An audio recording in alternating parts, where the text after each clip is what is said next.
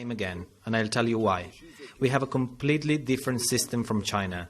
For us, to severely limit constitutional freedoms was a critical decision that we had to consider very carefully. If I had suggested a lockdown or a restriction of constitutional rights at the beginning, when there were the first clusters, people would have taken me for a madman. Does Italy feel let down by the EU? It's a big challenge to the existence of Europe and to the history of Europe. We're not just writing pages in the books of economics, we're writing pages in history books. This is a big appointment with history and we cannot miss it. Myself and other European leaders need to rise to the challenge. And there's no doubt that if our response isn't strong and unified, if Europe fails to come up with a monetary and financial policy adequate for the biggest challenge since the Second World War, for sure, not only Italians, but European citizens will be deeply disappointed. If Europe does not rise to this challenge, would the European Union risk failing itself? There is this risk. If we don't seize the opportunity to put new life into the European project, the risk is real. That's why I won't allow it to materialize. I want to banish it. Well, let's get the wider reaction to Mr. Conte's comments from around Europe. We'll be talking to our correspondent Gavin Lee in Brussels in a moment. But first, let's speak to Mark, who is in Rome and did that interview with the Prime Minister. How did you find him, Mark? He seemed very bullish, considering everything the country's been through. Yeah, he pulled no punches, Lucy. A stark warning to Europe and real frustration with other countries in Europe, particularly the Netherlands at the moment, which is blocking the issuing of so-called corona bonds. This is a kind of sharing of debt between EU countries, between EU members, and Italy is leading the group of countries which is pushing for that to happen, saying that countries should not be singled out and the debt burden should not be placed on Italy or Spain's shoulders individually for the pain that it is going through at the moment. But there needs to be a sort of mutualisation, a sharing of debt. The Netherlands is quite against that, and so a finance minister's call on Wednesday was halted because of that. It's going to resume later on today. I have to say the Italian anger would not be assuaged this morning, Lucy, by a headline in Die Welt, the German newspaper, which said that Italy was waiting for the money because the mafia in Italy would make the most of it. It was rubbing their hands in glee, waiting for this money to come from Europe. The Italian government is absolutely up in arms at that headline and has called on the German government to distance itself from that newspaper headline. And what about Italians in general, not just the politicians, Mark? Are you sensing that there is a rise in anti-European sentiment?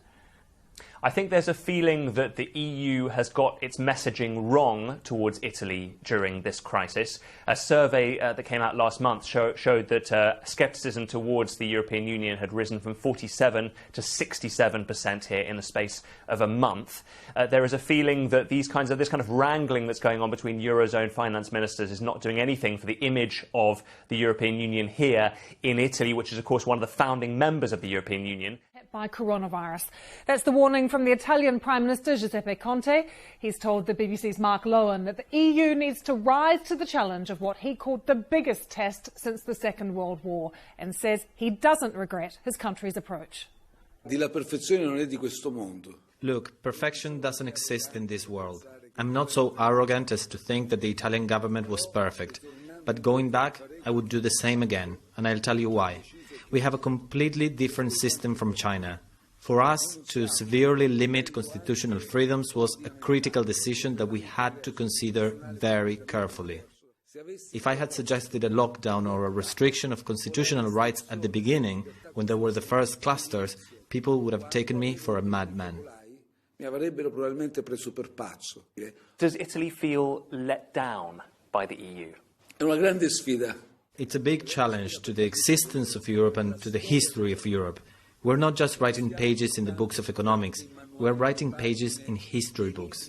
This is a big appointment with history and we cannot miss it. Myself and other European leaders need to rise to the challenge.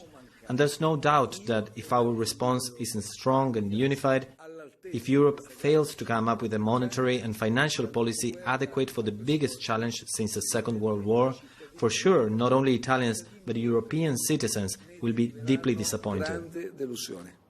If Europe does not rise to this challenge, would the European Union risk failing itself?